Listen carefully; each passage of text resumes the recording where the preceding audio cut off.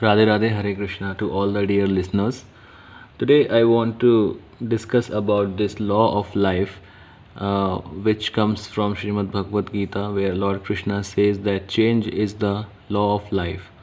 In Hindi, it is said as Parivartan hi sansar ka niyam hai, which means that everything is bound to change, every situation is bound to change, and everything, whether it is living or non-living, uh, with time the change has to come.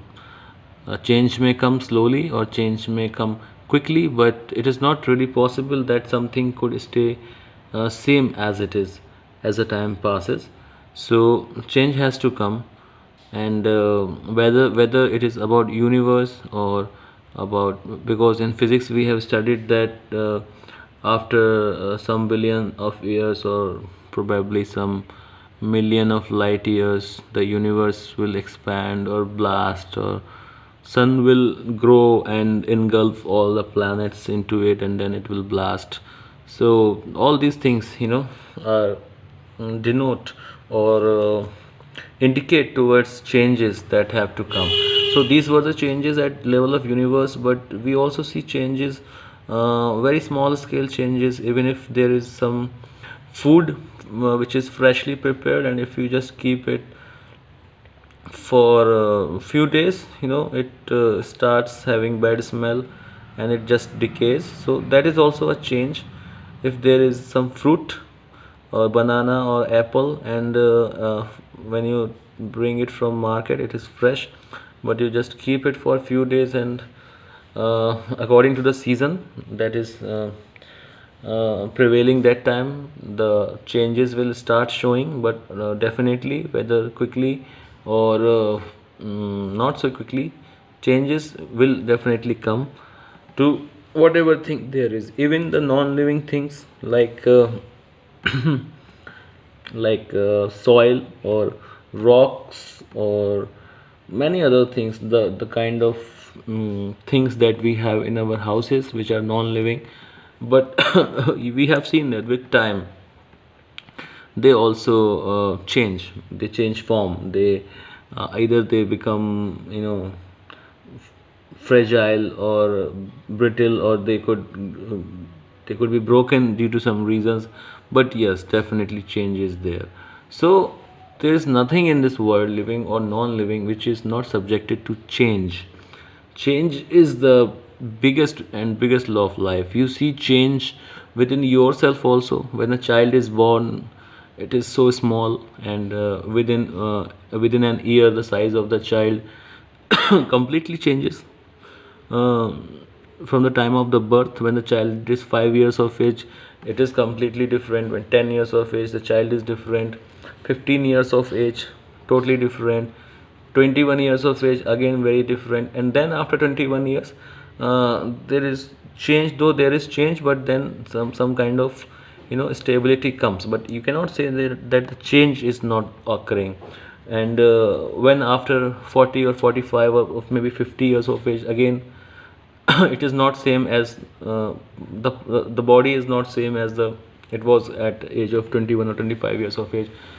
The body is not same. The mind is not same.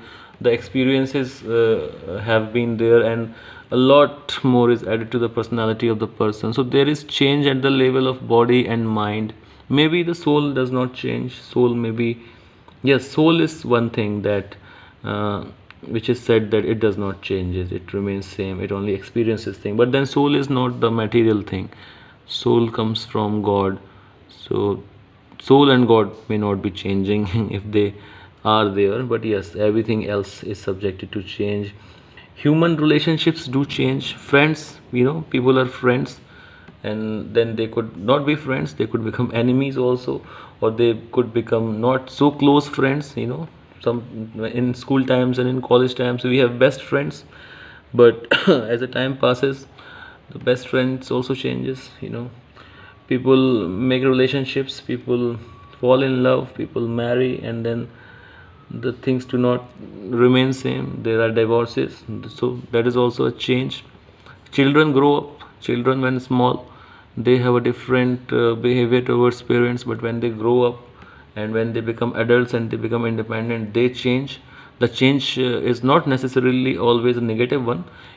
Probably when the children grow up, they could become more protective about parents and more responsible, so that could be a positive change also. But yes, the the behavior of the person from the age of child and an adult is of course different, so there is a change.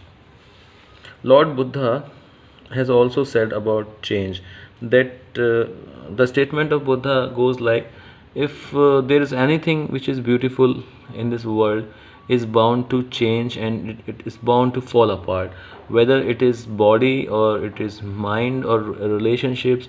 Any flower, just see the case of a flower. The flower is very beautiful, and when it blossoms from the bud, but after some time the flower also falls off, and all the petals are no more together, and they are just, either they get dried up, or they just the flower shed the leaves and petals. So again the change has occurred. So anything that is beautiful is under the state of, beautiful or not beautiful, everything is under a state of transition. Transition means constantly changing.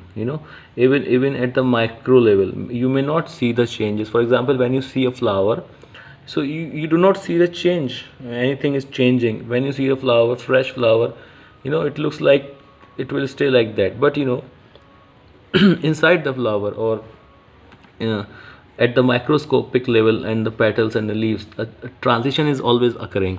Something is changing, and that something which is occurring at very micro level, with the time, results into those macro changes, not the macro changes, big changes, which then become visible. But the reason of this big change is always those constant transition, that constant state of transition that keeps happening all the time, which may not be always visible, but yes, it is there. So so Buddha said that everything is under a state of transition, and everything is bound to fall apart with the time. So change is bound to occur.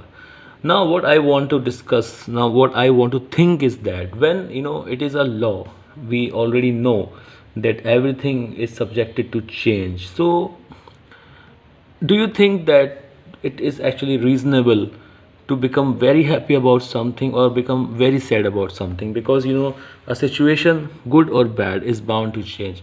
If situation is good, so I think it's not adequate to be too happy about it, because if it is good now, it is bound to change after some time, and when it will change, then you may feel sad.